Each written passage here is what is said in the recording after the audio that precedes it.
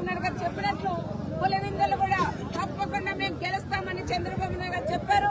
అదే ప్రకారంగా ఈ రోజు జెడ్పీటీసీ మంచి మెజార్టీ ఊహించుకోని మెజార్టీ దాదాపు 6,000 పైగా ఈ రోజు మెజార్టీతో మన టీడీపీ అభ్యర్థి గెలిచిందంటే అది ఒక శుభసూచకం.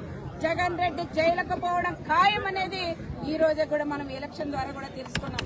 జగన్ రెడ్డి కూడా ఎప్పుడు దౌర్జన్యాలు చేసి కనీసం వాళ్ళ నాన్న వాళ్ళ తాత ఉన్నప్పటి నుంచి ఈ రోజు స్వతంత్రం మాకు వచ్చింది, మా ఓటు మేము స్వతంత్రంగా వేసామని ఎంతో మంది పెద్దవాళ్ళు కానీ వెహికల్ మా వయసు దాదాపు 70 సంవత్సరాలు ఇంతవరకు మా ఓటు అనేది మేము వేసుకోలేదు.